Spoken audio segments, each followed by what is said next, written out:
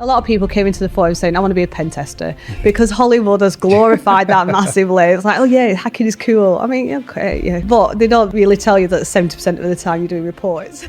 I read an article about a casino that got hacked into by a fish tank thermometer, and I thought that was absolutely brilliant. Somebody said to me once before, if you want to go fast, take the train. But in order to take the train, you need to lay the tracks. Sometimes it takes a little bit longer to get people on the right path, and then they're away with it. So we're looking into AI and stuff like that, which is another issue at the minute across the board. But our regulations aren't there, because it hasn't given us professionals chance to understand how we can secure it, to understand the implications of it. It just got let out into the wild way too soon. And now look at it, we've gone past the curve, haven't we? There's a point of no return now. If you're in a company where you think the AI is going to take over your role, are you in the right company? Are you working with someone who actually values you? Or do they want a robot to replace you? Amanda, thank you for joining us. Thank you for having me. Excellent. For anybody who doesn't know you, could you give the audience a quick introduction to yourself? Yeah, certainly. So I am Amanda Crossley, and I'm a cybersecurity professional, and my title is Lead for Cyber and Information, and I work in the defence industry. Nice, very nice.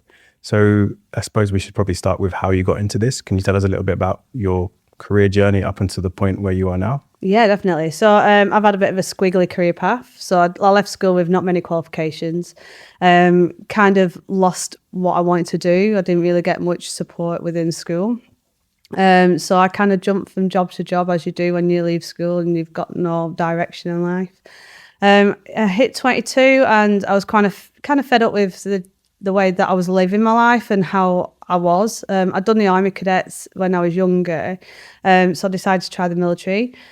I went to the Army and there was an 18-month waiting list at the time. So I went next door to the RAF. They needed a degree. So I went to the Navy and they said, we can get you in 8 weeks. So I signed up, dotted line. It's not that I'd never been on a boat, but I've never been in that sort of scenario situation before with the Navy. So yeah, that was brand new to me. But I thought the military life could give me the discipline, the connections I needed within. And, that it was that kind of lifestyle that I was driven to. Was it a fun time? I did 4.5 years. It was okay. I mean, if I could go back and do it differently, I think we all would. I think I would have taken a different career path down that way. So I left in 2013. When I fell pregnant, I wanted to be more there for the children and things like that. And again, and I think you'll know, as soon as you leave the military, you get that kind of like the gate slammed in your face as soon as you hand your ID card. I lost my identity massively, lost all that family connection that you have with the military. And I had no idea what I wanted to do. And again, so the military kind of made sure my CV was up to scratch, and that was it. I didn't get any. And now it's changing. You get like loads of points and stuff that you can use towards courses. We didn't get anything like that, unfortunately. So I did quite a bit of volunteering work. At home, I was raising the kids as a full-time mum, and I needed to get my brain active. We don't sit still once you've been in the military. You need to do stuff. You need to find that purpose again. So I did editorial. I helped with that kind of work online. I helped different charities as well. I did an events management diploma. I did an interior design diploma. And then unfortunately, at that time, my marriage broke down as well. So we were living in Scotland, and I moved back down to Blackpool to where my mum was. And I thought, right, this is a clean slate for me. And I had to do something. I had no finances at all to my name. So I decided to start my own business. So I started a concierge business, and that went really, really well until COVID hit. And then unfortunately it came crashing down along with a lot of other businesses. But whilst I was doing that, it gave me the kind of foundations that I needed to move forward. And because you have to wear so many hats when you're self-employed, you do accounting, marketing, absolutely everything, and just understanding the ways of how businesses work. That kind of gave me a really, really good steer and a really good in-breadth knowledge that I needed to be able to whatever I went into next. So whilst COVID, when we're all sat at home twiddling our thumbs, I'd started a degree in cybersecurity through the Open University. I fell in love with cyber because I read an article about a casino that got hacked into by a fish tank thermometer. And I think it was about 2017, something like that. It was many years ago anyway.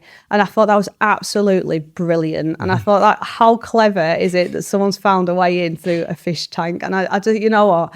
Hats off to them. But on the flip side of that, I was like, well, where else? So I started looking around my house. Where else could people hack into and things? And as smart devices are creeping into our homes, it is getting bigger and bigger and bigger. So that's why I fell in love with cyber. I volunteer for a company called TechVets, and we help veterans and service leavers get into tech roles. And it was through there that I met someone within the company that I work with now. They asked, they said they loved how I presented myself within that forum and how I was trying to get people into roles and things. So they asked if I would actually apply for the position that they had open. It was a hard interview process that I had to go through, but I was lucky enough to get my foot through the door. So I started as an information security analyst. And again, that gave me a nice foundational knowledge to what I needed. So I dealt with incidents and I dealt with data transmissions and that sort of stuff. And then I've pivoted into a security architecture team, so doing a cybersecurity business analyst work. And that's when I delved into risk assessments and looking at HLDs, which are high-level designs and low-level designs, and trying to find gaps within the systems. And that's what I love to do. I thought I wanted to be a security architect. I thought I wanted to do design work, so that's why I ended up in that team. But I quickly found out that it's actually the risk side of it that I'm finding myself more natural, kind of being able to do and being able to see things naturally as well, which isn't that good because risk isn't that sexy. No, nobody wants to talk about risks. So I'm like, oh God. But yeah, once you kind of get bitten by it, it's a love-hate relationship. So then I pivoted again from that team. They give me the experience that I had with operational technology, which again, I absolutely love operational technology security. I got to do risk assessments on some massive machines, and I got to watch a penetration test get done on these sorts of machines as well. And it was just fantastic to learn and see so much. And then I moved into my lead for cyber and information, what I'm in now. And it's, again, very risk-based heavy, but it's starting on a brand new system that's not been done before. So I've started from the absolute bottom, and I've got to work with a lot of key stakeholders across the world as well. And, you know, that has been absolutely fantastic, what I'm working on at the minute. And yeah, getting to shape the next generation. And I think that's massive. Yeah. So that's where I am at the minute. That's a powerful backstory for sure. Oh, thanks. There's a couple of things that I want to tap into there. Yeah. I'll try and work through them methodically. So one of the first things you said was that you was in and amongst the TechVets forum, and you was helping people get into different roles and into the industry, but you hadn't quite got yourself into the role that you were first in. Yeah. So you were kind of you're bridging that gap between people who are interested in the industry and people who were in the industry, which I think is a common challenge that a lot of people from the outside looking in are facing, because they look and they see, oh, this person's a chief technology officer, this person's a CISO, but I'm an undergraduate. How do I get there? That gap's too big. Maybe this isn't for me. Yeah. But where you're kind of bridging that gap between people saying, hey, look, I've done it, you can do it. That's really that's a really noble approach. Yeah, no, thank you. I don't see that, but thank you very much. I think when obviously working with veterans is very important to me. Obviously, being a veteran myself, because I felt it. I felt what it's like not knowing where you are, being left, and not having a purpose. And it's a horrible feeling. And there's so many veterans out there that are struggling, and there's so many veterans out there that have nowhere to go and no direction to go. So even though I hadn't actually got into the industry, I just wanted to help those people, because these people were coming into that forum going, can someone just steer me? Yeah. I don't know where to look. And I'm like, of course, come on, let's sort this out. Let's see what you want. I mean, the only issue we had when I first started being a volunteer there was a lot of people came into the forum saying, I want to be a pen tester, because Hollywood has glorified that massively. It's like, oh yeah, hacking is cool. I mean, okay, yeah, of course it's cool, whatever.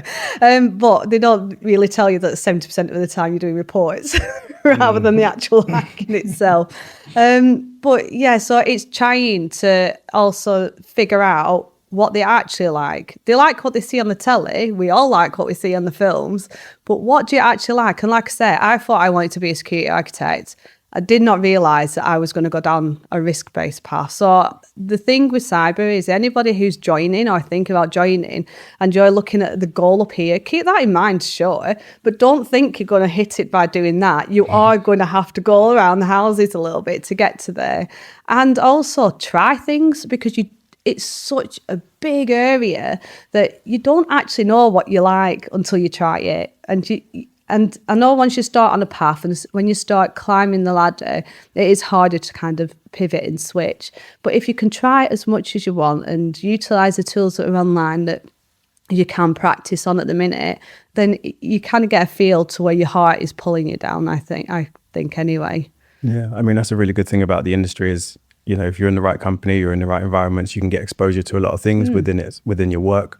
Alternatively, you can look at things as a hobby on the side, you know, outside of your work, but that actually then supports your understanding of the bigger picture. So yeah, definitely. Yeah, that's really cool. Yeah, I think the only warning I would give everyone is don't try and rush your journey. Don't try and go up too fast. I know when I joined, it's later in life. I was in my 30s and I was changing my career again. And that is scary because you're then starting to mentally kind of compete yourself towards your peers that are in the industry. And they're probably a lot younger than you. Or you've got, like, a lot of my bosses, they were younger than me, but yet they were my seniors. And you don't rush the process. I did climb the ladder quite quickly. I haven't been in the industry that long, and I appreciate that. I haven't got 20 plus years of experience like a lot of people in the industry do have.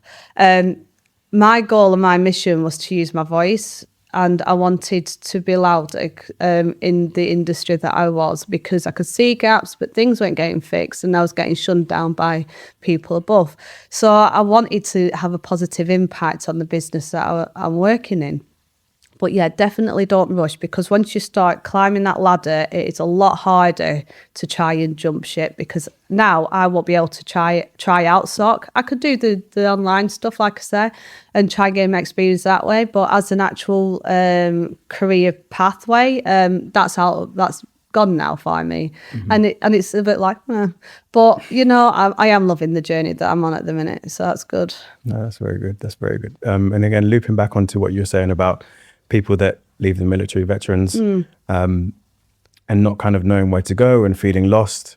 That's something I went through as well. I left the military at the same time as you, went through a number of different careers that kind of led me to where I am today. And that was one of the biggest things that I really, really struggled with, was finding that camaraderie, I guess that pack, people who are on the same journey, the same kind of mission as you, if you will. Yeah. Because one of the biggest challenges I started to face was work ethic. Yeah. People that actually take pride in the work that they do. It's an underrated trait, but in the military, it's a given, right? You're all there because you want to be there. You have to be there. The goal is understood and everybody works towards that. Yes. When you enter a civilian world where people don't have the same work ethic, not always, some companies, some people are happy to just kind of sit by and let things just get done and then take all the credit. And I think that's a soft skill that's definitely undersold by veterans, because if you walk into a room as a veteran and you communicate the things that you've done to kind of lead from the back and support the team with a collective outcome, those are things that recruiters are definitely looking for. But it's a challenge to be able to communicate that, say, hey, look, I may not be the most experienced in this, but I'm definitely going to be one of the people that works the hardest. So yeah, definitely. Yeah, and you're right with the whole soft skills thing. I mean, my friend and mentor in the company I work with, she's done, and me and her actually, we duetted on and did a keynote speak about soft skills and how important it is to bring that into the business, because it's not all about cyber. You've got to work with other teams, and you right, as veterans and as military people, we were conditioned, that's how you worked. And even now I bash my head off the wall sometimes going, why can't, we're all trying to achieve the same thing, why can't we just work together? And you know what, and it is that clash of personalities and stuff, but in the military you're just told to get on with it, and you do get on with it because all trying to hit the same target and get to the same mission completed. I do find it bonkers still. And it's been 13 years since I left the military. So that kind of skill set and things, it doesn't leave you at all. No, it's definitely something you take with you for forever, for every career. Yeah, definitely. You mentioned as well about having a deep passion for OT, operational technology. Yeah, right? yeah. When you said that, my mind started to wander. I'm thinking Wi-Fi enabled toasters, Wi-Fi Hoovers that are running around people's houses and stuff, and Alexas and Amazon Echoes and Dots and all these things. I don't have any of them because I'm quite skeptical about it. Assuming you are as well. I am, but I do have them. Yeah. But I am. It's more because I'm intrigued by them. Yeah, okay, fair enough. So if we go down off on a little bit of a tangent here, how serious is the risk for us when it comes to having these types of devices in our environments, specifically in the home? So I'm thinking, if you have a Wi-Fi network and you have these devices connected to it, if there was somebody who had the technical know-how and the intent to cause your family harm or your business harm or whatever, do these devices pose a vulnerability, and what does that look like? Well, yeah, they do. I mean, anything that's connected into your home. I try and I'm a very visual person, so give me a book and I'm screwed. But give me a picture and I can work it out wonderfully. So if you're looking at all your devices that you've got, even though they're internal, they are doors. They are little hatches into your house, essentially. So if you start looking at things like that, then you can figure out how many doors you got to close. However, when we're buying these devices, we're buying them with confidence that they've been secured by the manufacturer. And I mean, the bigger tech people that you are buying from, so your Alexas and things like that, I am not saying they are golden and, they're under massive lock and key, but they should have the proper security embedded within them. I don't think they want to go down that kind of lawsuit, to be honest with you, with the amount of people that use them. But it doesn't mean that they're perfect. And you've just got to be mindful of what you are bringing into house. I mean, tech is good, right? Tech is good for us, and it helps, doesn't it? I'm not there with the whole light switches things yet. I'm not to that level. But I do have certain things in my house. But like I said, it's more from I'm intrigued kind of thing. I mean, I do read horror stories all the time. So I've read horror stories about the robot vacuums that were sending data back to China because it was like mapping the whole house and then sending that data back to China. And I also know someone in the industry who has bought the LED strip lights that were Bluetooth that had malware in it. And they bought them off Amazon. So what you buy doesn't mean, when you take it off that sort of value, and no one will look at an LED strip of lights and go, that could get hacked or that could infect your house. But now everyone's going, oh my God, what have I got around my house? And it's just being mindful. And I think because there's a lot of people not with obviously security mindsets like you and me, they're not wonderfully paranoid like you and me. So we do go, let's have a look into that a little bit more, as people do go, they've got a Black Friday deal on. Let's get all that in and do that for Christmas. It is scary for those who haven't got that mindset. And I think and the regulations that we've got in the country, and not just in our country, across the world, aren't there. And we're kind of on a catch up, and I don't even know if we'll ever get there. So we're looking into AI and stuff like that, which is another issue at the minute across the board. Again, I use AI, but I use it to organize my brain rather than anything in depth. And it has its uses, right? But our regulations aren't there, and we're just tripping ourselves up constantly. As soon as this sort of tech started coming through, I turned around to my family, I was like, it's too early, because it hasn't given us professionals chance to understand it, to understand how we can secure it, to understand the implications of it. It just got let out into the wild way too soon. And now look at it, we've gone past the curve, haven't we? There's a point of no return now. And whilst a lot of media are kind of glorifying on that in terms of like scaremongering, a lot of it, some of it is, don't get me wrong, there are scams out there that are being happened with deep fakes and stuff like that. I'm not dismissing those, But we've still got to find the good in it, because if we carry on going around scurving people, it's just it's not good, is it? It's not good for the environment, for our communities and stuff like that. We need to empower people rather than scurrying them about tech, because it ain't going away, and it's never going to go away. So we've got to make sure that they are comfortable with what they're bringing into the homes and using. How we do that, I think it's a lot of voices, I think, together. Yeah, you hit the nail on the head. It's such a journey, and we're just literally at the beginning of it, right? They're trying to, I guess people are likening this to the .com bubble, right? So in the 90s, when they're like, oh, the internet, it's not going to last, we're still going to be using yellow pages and stuff. Yeah, we still do use hard copies of things, but the internet has become, I guess, the go-to standard for it. So I saw something recently about how Google are now starting to lean more towards AI-generated answers rather than links.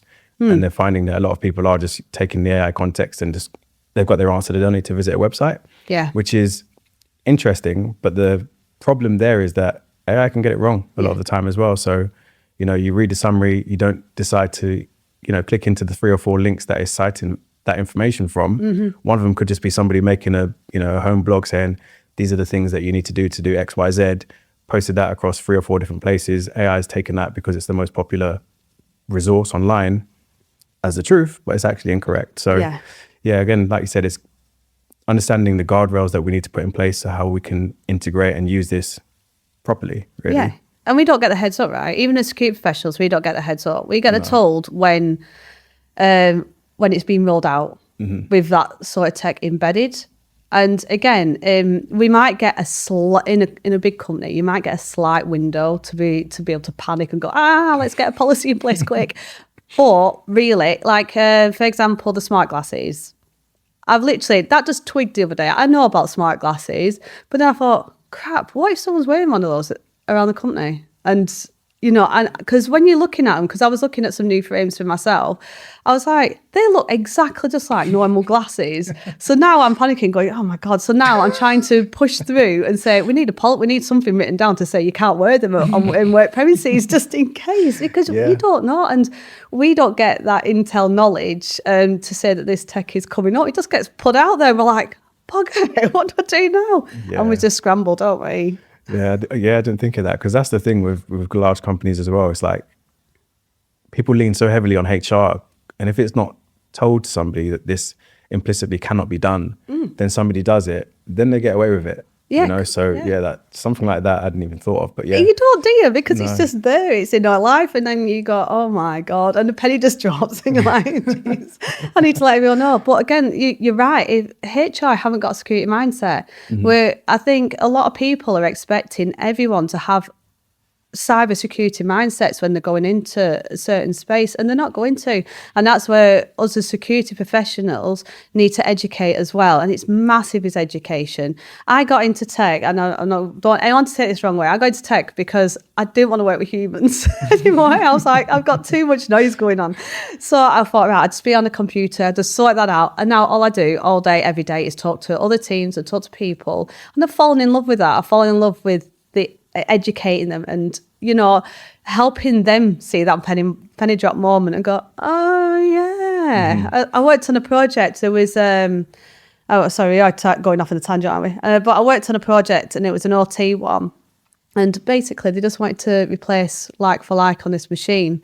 One was 20 years old, and they bought a brand new one, and they said, Amanda, can I plug it in? And I was like, no. And he's like, but it's the same. I was like, it's not the same. That's got 20-year-old components in. That's got brand new ones in. They'll be different. They'll be upgraded. They'll be changed. I said, we had to go into like a massive detailed conversation about the different intricacies within that could have just changed just because of it looks like the light, but it definitely isn't. Yeah. However, by giving him that knowledge, he's now running all of his projects with the same mindset. And that is a wonderful thing as a security person, because it takes the weight off our shoulders to go, no, because we don't want to be blockers.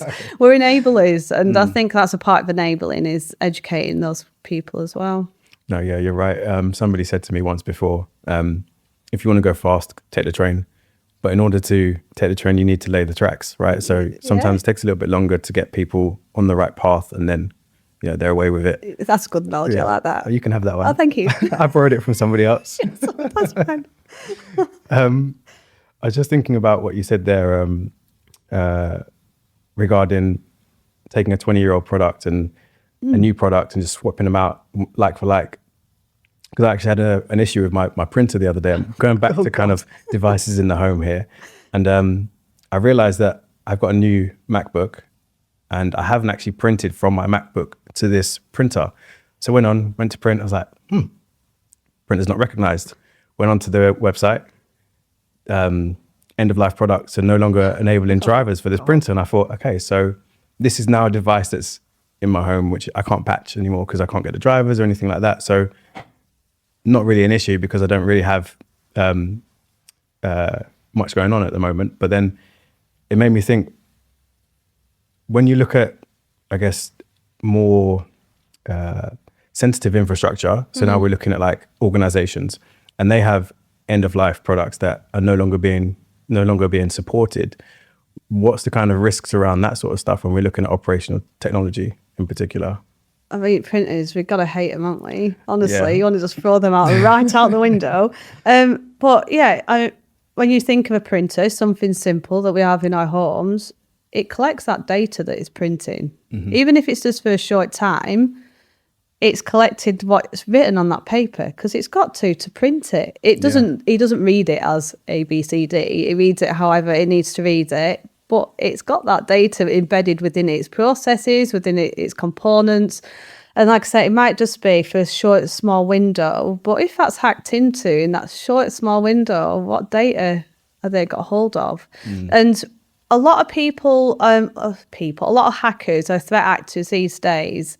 You do get your script kiddies that are just seeing what they want to get into. Printers and things like that are an easy access because you don't think about, it's end of life, it's just a printer. Who's going to care about a printer? That's a doorway. That's a little tiny crack into your company or your home. But if we're thinking about like the totality of the data that they're collecting, if you have got a serious state-sponsored threat actor that's been paid to do this as a job, they will sit in your systems for months, and it's a long time. They'll find little tiny bits, and they'll just create a footprint, and they'll just collect that little bit of data, and they'll just make a picture. And it's not about how much data they can collect at that time. They might just get one name. But then what they're going to get the next day or the next month, how big has that picture got to that size? And the more information they got, the more information and the higher classification that they're able to view and see, right? And that's information against you that they can use against you, or they can have, there might be someone else that they can like sell it to, and it has massive consequences. And I have family that will turn around and go, everyone's already got my data anyway. And with that kind of mindset, it's so frustrating. You're like, oh my God, yeah, it's so annoying. But you know what? If someone is then going to use that data against you, build a profile against you as a person, you might just be a Joe Blogg sat and, doing nothing day to day. But how hurtful is it if they started creating loans in your name, or bank accounts, or signing you up for things, or getting you into trouble, and you can't prove that it's not you? And all that from a printer? Yeah. It's very dramatic. It is very dramatic. Don't get me wrong. But if someone is a target and you've got a threat actor that wants to get into that target, they will try. Yeah. And they will try. And it doesn't matter if you're down there or up there. It doesn't matter. Yeah, for sure. Yeah, I mean, for myself, when I realized that, I got rid of the printer, got a new one, and I was only trying to print a label. The print a label has cost me, X amount to get a new printer. Frustrating.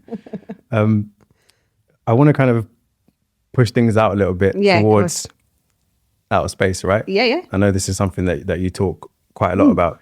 Can you tell us about the different levels of space? Because I think there's three tiers. Yeah. Well, there might be more now, but yeah. Okay. And if we start with the one which is furthest away, you can talk a little bit about what's going on up there, maybe some of the things that are interesting to you, maybe some of the things that are concerning, and we can bring it down to, I think the last one, is it lower Earth orbit? Yeah, the LEO. That's going to be the one, I suppose, which is going to resonate with most of us, because that's where most of the things we use day to day, the satellites are probably positioned, right? Yeah, definitely. So you've got your different levels, and the reason why we've got different levels is obviously our satellites work off different frequencies and things like that. But it's more how much we need them data signals to be sent to various things, right? So if you're looking at like weather stations and things like that, or then sorts of satellites that we need quite a larger Earth coverage, then you're looking at your outer kind of orbits or your middle orbits, because they're the ones that are going to give you that much data that you need at that kind of time.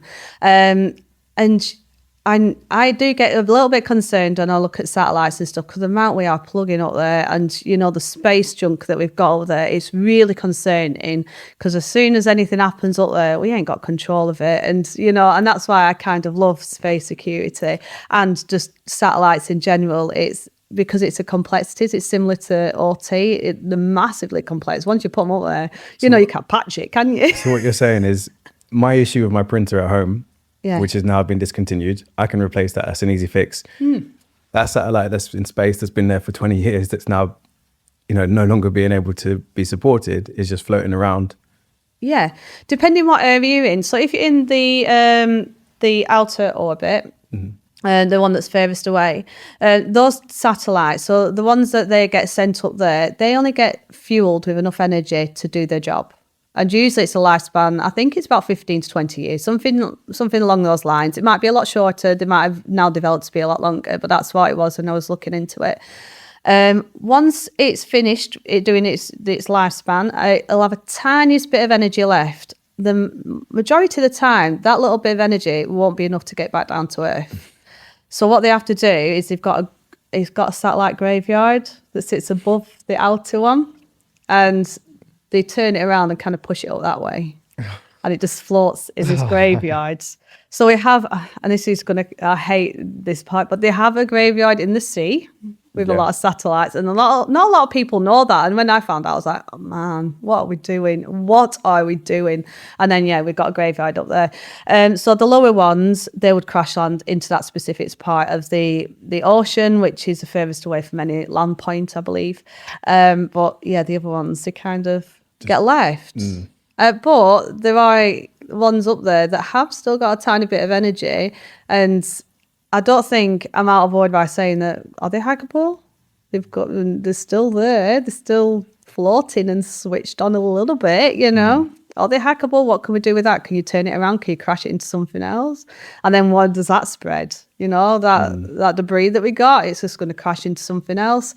But as that kind of effect, I mean, obviously, like I said, this is like a massive, like, over-exaggerated scenario. I watched way too many action films and apocalypse films. But if you're then going to target the ones that are closer to Earth, so your finances ones, your GPS kind of ones, what effect is that going to have on us at home? You know, that's our livelihood. Everything that we're using now is connected, right? And you take one of those out, who's got a fibre on them anymore? If you take a financial satellite out that helps out with your banking, we've had disruptions with our banking, not in this country, I believe it was overseas, where I think something went down, like the app went down or something like that. And everyone was like, oh my God, I can't access my banking. And it's like, right, okay, but what if a satellite went? And that was helping your banking system. The vaults and the banks these days, they don't have physical cash. You know, you can't go down there and say, I want to withdraw my money. What do we do then? And I think it's those kind of, yes, the wildly over-exaggerated scenarios, but that's where my brain goes to. And it kind of helps me then understand how I can put the more security controls in place. Because if I don't think about the worst case scenario, I'm only doing the basics, really. Yeah, no, again, very insightful. I was just, as you were speaking, my mind's starting to tick a little bit. You're saying about, you know, satellites in lower Earth orbit that we kind of depend on, and you're talking about banking security. And you mentioned earlier on about AI for like, I guess, faking identity. And now you start to tie those two, I guess, threats together. You've got AI to generate images and voice, and then you've got satellites that can be attacked, or I guess signals that can be manipulated to say that this person is where they're supposed to be, even though it's somebody else. So yeah, it's, you know, like when you start to think bigger picture, it's maybe these things aren't a problem in isolation, but when you have somebody who is motivated and sponsored, that they can actually put these components together to actually cause a lot of harm or disruption. Yeah, definitely. I mean, there's certain places on planet Earth that are kind of, I wouldn't say black spots, but I'm going to use that because I can't think of the terminology. But basically, it's an airfield, an airspace where you are going to get jammed if you fly through it from the Russians. And it's just normal. And it's not even in Russia. And it's like, how is that normal? And there's a place, I think it's north of Norway, where a lot of the army went to do a lot of the training. And they would frequently get all their radios and their comms just either hijacked or signal jammed. And again, that's from Russia, and it was them using satellites to kind of block that. And you're talking about life or death at this kind of point. You're affecting aircraft that have got people on board, and you're just so thankful that them pilots have been trained with hards. So yeah, to navigate naturally and to look back on the paper copies and go, I can still read this. You know, because if we do kind of rely ourselves on tech just completely, we are kind of screwing ourselves over. Because if everything did shut down, again, I watch a lot of zombie films. If everything shut down, how would we kind of navigate? How would we do things? Can people still read maps? You know, can we navigate from A to B without using a sat nav? I use maps just to walk from the train station down here. I'm pretty sure I could have found it without it, but I used it and then kind of relied on that. Have I got the confidence to be able to do that without that? Well, a little bit, but not massively. It probably would have taken me a lot longer. But I think we need to kind of get back into the routine of using tech, but not relying on it massively, because the way the world is at the minute, we have no idea which direction it's going to go in with us that we've got in power at the moment. Yeah, that's again, very insightful, thinking about the kind of dependencies that we have on GPS. And obviously there's a push towards autonomous vehicles, right? Yeah. How do they work if they have no GPS, or if the GPS is being manipulated to send them somewhere else? Again, if people are in that poses a threat to life. Yeah. So yeah, again, maybe it's over dramatic, but I think it's worth the conversation, because if nobody's talking about it and everybody just assumes that it's going to be okay, and then it isn't, then at that point it's too late, right? Yeah, definitely. And again, I touched on before about scaremongering, and these stories and this kind of mindset isn't to scaremonger anyone, but I think people need to have it in the back of the mind, like we do naturally in the day-to-day work that we do, that something could seriously happen. But if you've got that education, you've got that empowerment within you to go, okay, and it might be simple things, learn how to read a map. You know, it might just be simple things that you need to do day-to-day life. But if you've got that little bit of knowledge and a little bit of empowerment, then you're one step ahead, aren't you, at the end of the day? And it's all about, how do you protect yourself, and how can you look after you, just in case. I think that's the strapline, just in case. Just in case. Yeah, I think it's a what if, isn't it? And yeah, like you said, if it's just a case of making those simple adjustments, instead of using your iPhone or your Android phone every time you need to navigate somewhere you go all the time, maybe this time just leave it in your pocket and see if you can get there. If you don't, then, you know, correct course and then assume the right direction. Yeah. Do that enough times, and you start to remove that dependency on GPS. So that's quite interesting. Again, thinking along the kind of, and I don't want to kind of, I guess, linger on this for too long, so we probably will move on. But I'm just thinking in terms of like, because like my role day to day is information security consultant. So one of the things I think about is security, and I'm thinking about GPS spoofing, because obviously a lot of the authentications that we use day to day to log into devices, services, they rely on location. Has it been seen that location has been spoofed before in order to, I guess, falsely transmit where somebody's located? And is this something that's quite a common thing, or am I just kind of, am I watching too many movies? Probably a bit of both. But yeah, no, it is a thing. So when, I can't remember how far into the conflict it was. So when Russia attacked Ukraine, and there was a whole wheat kind of distribution that got on the ships, and that kind of got sideways delayed. Sorry, the Russians had one of their ships near that area, and they spoofed that they weren't actually there, but they were. So they spoofed the location into a different part, and then there was a video that went out, and I think Bellingcat actually looked into this as well.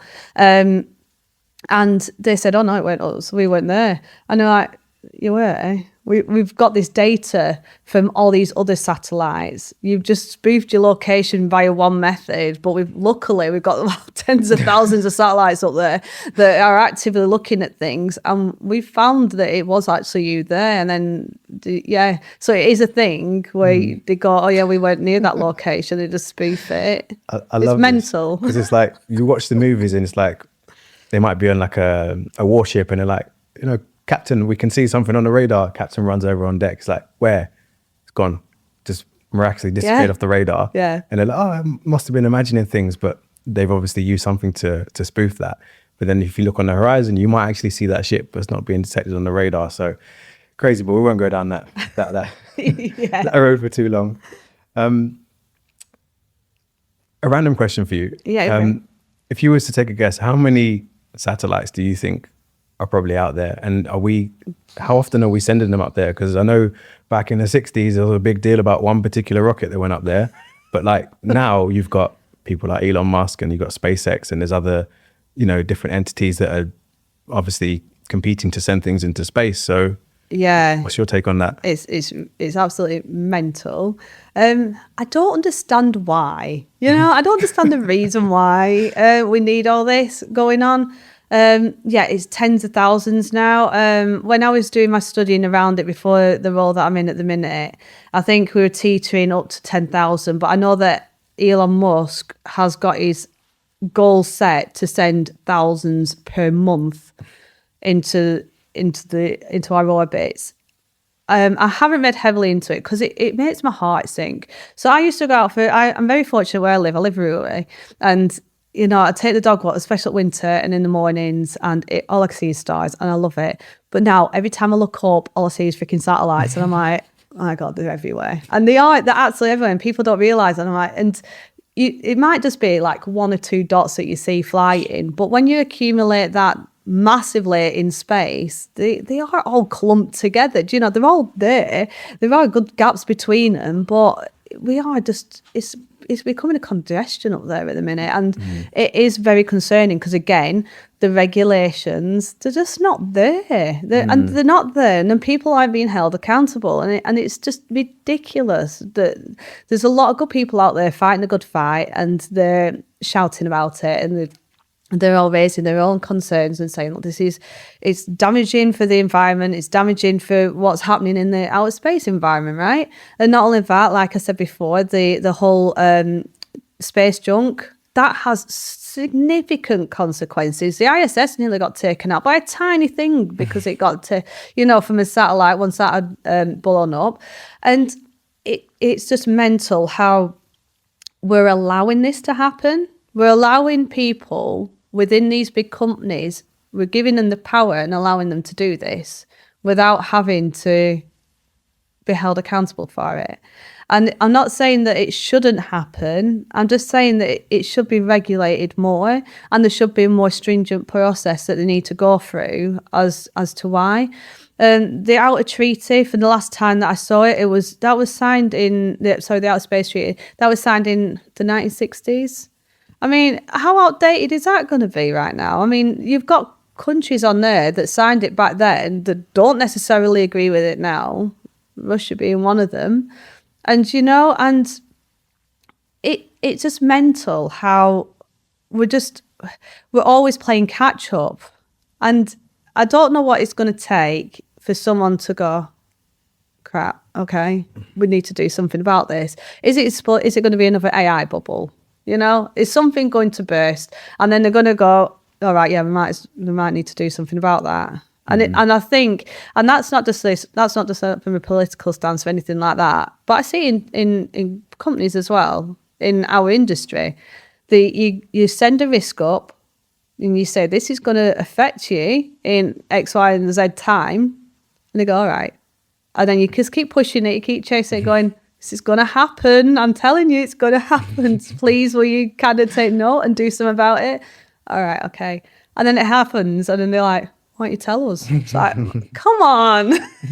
And so it's not just like countrywide, it's not just worldwide. I think we do need to, I think our practices as humans need to be a bit better, I think. Yeah. That outer space treaty, that seems quite interesting. That's the first time I've heard any mention of that. Is that similar to like the Geneva Convention? Kind of. So yeah, you're not allowed to own anything in space. You're not allowed to claim anything.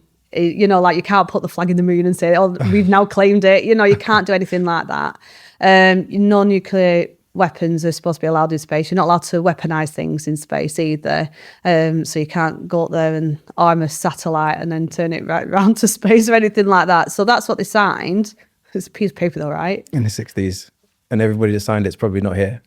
Exactly. I mean, interesting. Yeah, and it's in that mindsets, isn't it? The people who signed it at the time had the well-intentioned mindsets, but it's a piece of paper. Who's going to hold them people accountable if they did shove something like a rocket on a satellite and then turn it around? Are they going to actually go and handcuff that person and go, yeah, that's wrong? You know, it's a bit daft. Yeah.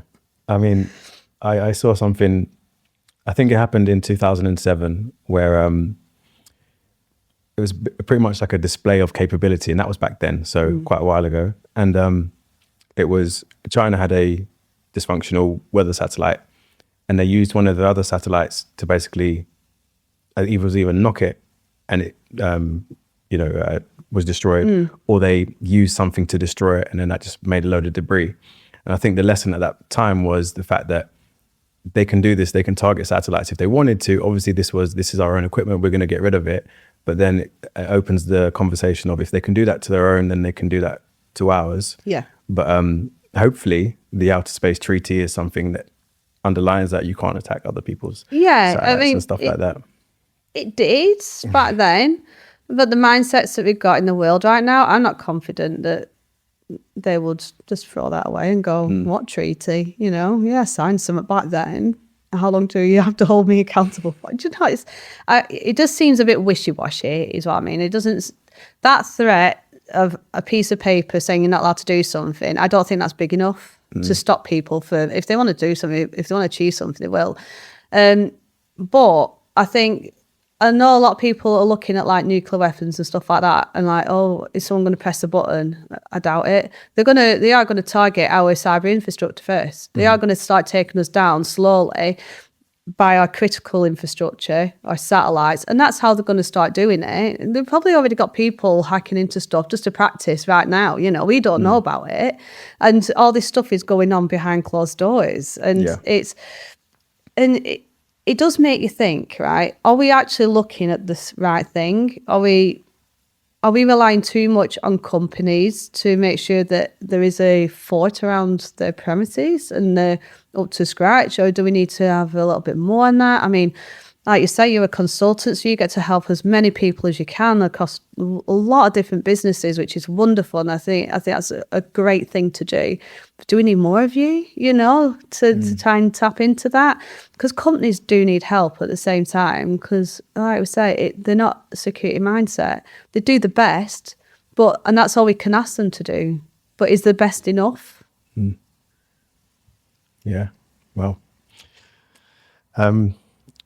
You mentioned about Elon Musk sending thousands of rockets up there a week, or was it a month? Yeah, a month. Yeah, it's ridiculous. And I guess if you look at his kind of portfolio of companies, and this is me putting my tinfoil hat on here, you've got SpaceX, you've got Tesla, and I think, is it the Optimus bots or something like that? And then you've got the Boring Company, and he's publicly said a few times about wanting to essentially colonize Mars. Yeah. And it makes me think, okay, so you have Starlink for communication, you have Tesla and Optimus for autonomous vehicles and humanoids, and then you've got the Boring Company for subterranean life. Yeah. Now, there's probably a Hollywood movie that's played out like this, and if anything's to go by, and The Simpsons probably made an episode about it as well, probably. So I'm thinking, if he's the richest man in the world and he's doing these things and he's public about these things, is this where we're going?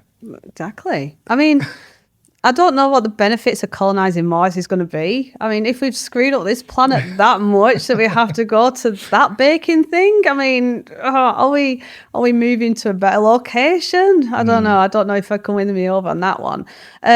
But yeah, I mean, Elon Musk has got a brilliant brain, right? You know, I'd love to have a brain like his, where not that it was running at 100 miles an hour, but the ideas that he has in his brain. I mean, he started PayPal before it was called PayPal, you know, and it's mental what he can come up with. And I don't believe, I could be massively wrong because I do read people wrongly sometimes. I don't believe he's doing anything to be malicious or anything like that. I think he finds an idea and he wants to do it and see how it works. And that's how I view him.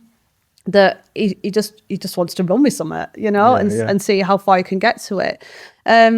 Whether he is thinking about the greater good, I'm not quite sure. I don't know if that's kind of blurred a lot. I mean, don't get me wrong, he has done it in the past. He's helped Ukraine out in the past by shutting down, for his Starlink and stuff, and making sure that they've got satellite comms. So there is that kind of thing there. But when he comes up with a new idea, is he thinking, oh, this is going to save humanity? Or is he going, oh, that's a cracking idea, let's see how that goes? I think it's still to be decided. I mean, how cool would it be, though, if you're the first person on the planet to be able to colonize another planet? I mean, you know, it's a bit of a statement and a legacy, isn't it? To be able to give away to his 13 kids. But yeah, it's I like his ideas. I don't know, again, if they are a bit too much sometimes. And again, if he was red taped, would that stop him, or would he find a ways around that? You know, I don't know if he's taking how serious it is, how many satellites he's putting in space, and if it's necessary enough. But like I said, I haven't read into all his goals and things like that, so I'm not quite sure why he's sending up thousands a month and how ridiculous that is. But with SpaceX in its totality, they help massively. They send a lot of payloads from a lot of different companies up into space that haven't got their own rockets. So, you know, he's a billionaire for a reason. Yeah. He really is. Perfect. I think I saw somewhere before that you're kind of shifting your focus a little bit more at the moment towards AI and stuff like that. Is that still the case? Yeah, a little bit, yes. And that's a driving factor for the business that I'm working at the minute. So even though I love my OT stuff and that will always hold my heart, I'm hoping to get back into the IoT stuff in the near future. But AI, it's massive, isn't it? And I'm no expert on AI. I like using it. But when I look at it, I look at I let the technical people be able to figure out how they can secure it enough. I will tell them what controls we need in place. They tell me if they can do it or not. And then we go, right, okay, well, we'll have to think, like, workshop it then. But it's more like it is embedded in everything. Like you were saying, our search engines, it's got AI embedded. So anyone who turns around and says, I hate AI, I don't want to use it, unfortunately, you probably are using it and you just don't know it. And it's come to that stage now. Anything that you're using on your phone, anywhere, you probably are touching on AI at certain points. And that's why we need that kind of like those regulations in place, and we need those strict guidelines and stuff like that, because we have had so many awful stories about people producing AI chatbots on the black market, and then unfortunately people taking their own lives because it's convinced them to, and that is absolutely awful. But again, and that's not in this country, that's in different countries, but we haven't got those policies in place, we haven't got those laws in place that state you can't do that. But again, flipping it back round, if you've got an adversary and the threat actor mindset, do you give a crap if there's a law in place to say you can't do something? Probably not. And all they want to do is gain money, don't they, right? Or disrupt. That is fundamentally what they want to do. And it's sad the way things are going, but I think we've got a hard job on our hands. Yeah, definitely. The good thing is there's obviously a lot of training and certifications and regulations and stuff that are starting to come together to, I guess, form a way of governing AI so that people can use it safely. And like yourself, I enjoy using AI. I use it for a number of different things, but I'm always seeing on YouTube and different platforms influencers of different sizes, and they're just like, yeah, just plug it into your, your open source banking app, or you plug it into your calendar, your email, your everything, and just like, just let it run wild. And I'm just like, nope, not for me. No. There's a limit, right? yeah. I'll just put ideas in it. It's like I'm talking to somebody. That's great. But yeah, letting it run my life, I'm a long shot away from doing anything like that.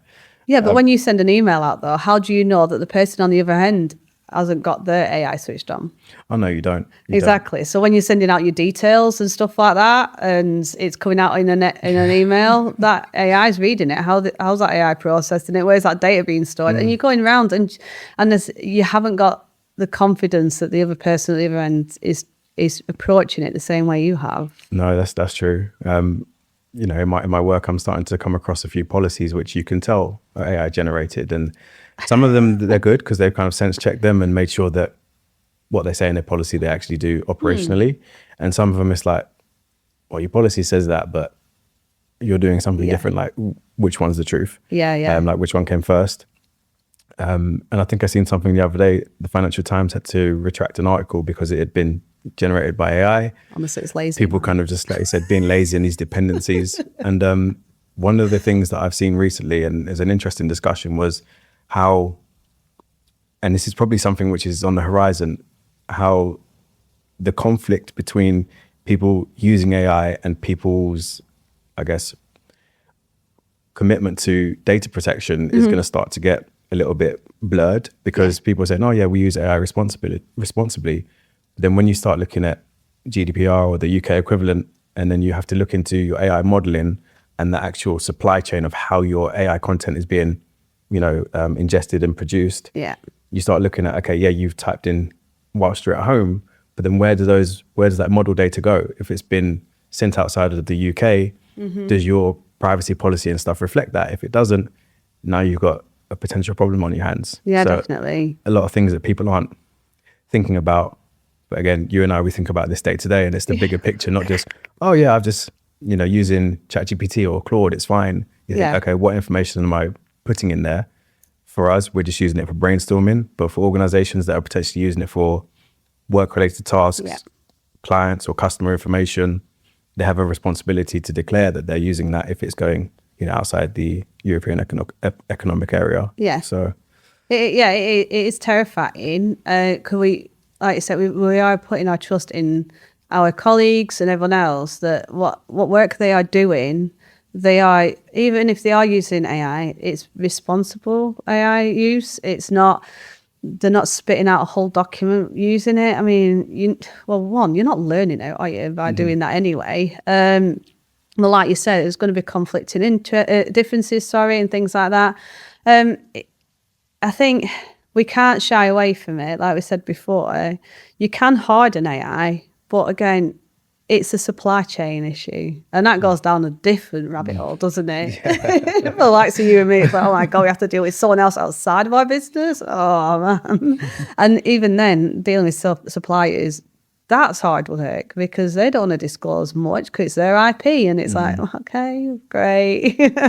So you do get hit a lot of blockers, but if you can hand on heart say that you've put everything that you can into protecting your home, your environment, your work, and that's the best you can do, right, with the information you got at the time. And we're always taught that in cyber is use the best information that you got at the time. If any new technology comes out, then you readdress it, and then you do that. And it's a rolling, it's the circle, isn't it, that we go through every day. Okay, I think we've covered quite a lot today.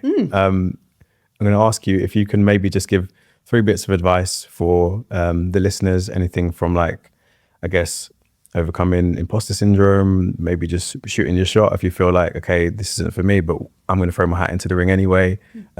Maybe something that they can do to protect themselves in this ever interconnected environment that we live in, and maybe something that we can look forward to in the future. Yeah, definitely. So if you want to join the cyber industry, I hope that on all these horror stories haven't like put you off it at all. It's a good fight to be in, and it is. It's an interesting world. Your brain does get widely opened to a lot of different possibilities, and I think it is so cool, the technology that's coming out. I mean, I follow Boston Dynamics, and the robotics they are coming up with is absolutely fantastic, right? I mean, don't get me wrong, I had to study iRobot in university, so that kind of comes into my brain when I look at robotics as well. But I think it's incredible what we can do. A lot of people are scared about AI to overtaking the jobs and the lives and stuff like that. Just protect yourself. If you're in a company where you think the AI is going to take over your role, are you in the right company? Are you working with someone who actually values you, or do they want a robot to replace you? I think you've got to, when you enter this industry or whatever industry just hold your own worth is massive. I deal with imposter syndrome all the time. This is a mask that I'm wearing right now, this confidence mask. And I do have imposter syndrome, have good relationships with people inside cyber. Try and get a mentor if you can, or someone, or a role model, and just follow them online, follow them on LinkedIn, engage with them. The majority of people in cyber want to help. We want all these people to join the good fight, and we want to help you progress in your life and progress in your role. Try and find a community that serves you. We've got TechVets, which is fantastic. There's lots of other networking things out there, but you've got to push yourself out of your comfort zone. And it's awful, and it feels icky and horrible, and even coming down here today, I had anxieties, but you know what? If it's just helping that one person out, even if it's just yourself, you're doing a good thing, and you've just got to keep pushing through. If you want to be a CISO, why not? Why not? Think about what you love about that role. What do you love? I wanted to be a security architect in space. Randomly, I saw a job advert for it. I was nowhere near there, but I printed that job advert off so I could see what they needed as a tick box. So I started working towards that. Obviously, now my pathway has shifted a little bit, and now I'm looking down a different pathway, which is wonderful as well. So I'm looking at job roles, which are up there, but what do they want? What is a company looking for? And then you can start to hone in on those specific skills. But don't get me wrong, the further larger your client, the more of a headache you're going to get, and the more paperwork you're going to have to do, and the more strategic vision you're going to have with yourself. So if you like the hands-on stuff, try and just stick at the middle bit and below, and crack on with that. But loads of tools online. I use TryHackMe. I love that because it's a very visual tool. I absolutely love getting hands-on and trying things. If you can get a Raspberry Pi, you can use AI for it to come up with a project for you. I've used ChatGPT for that. And it's come up with a simulation of a space center that I can hack into and, try and find the gaps in that. So that's kind of keeping my technical knowledge up to scratch, because my role, I work with spreadsheets all the time and tell people what risks are. So honing in on them sorts of skills as well. If you feel like you are out of your depth, that's good, because that's what you're learning. There's loads of books and YouTube videos out there. If you want if you want to do OT security, Mike Holmes, I think he's a Holmes, brilliant. He's got a massive series free of charge where it tells you how to secure. It goes from beginner to advanced. And if you want to do CompTIA, you got Professor Messer. He goes through all those free of charge, and it's all visual, it's all easy, snippet little videos. So there's a lot of resources out there. You just got to have the guts and go and do it. It's not a scary industry. It's quite interesting. And the biggest threat to us all is our humans ourselves. So as long as you're a human, you'll be able to tackle that. Nice. Well, thank you very much for coming today. No, thank you for having me.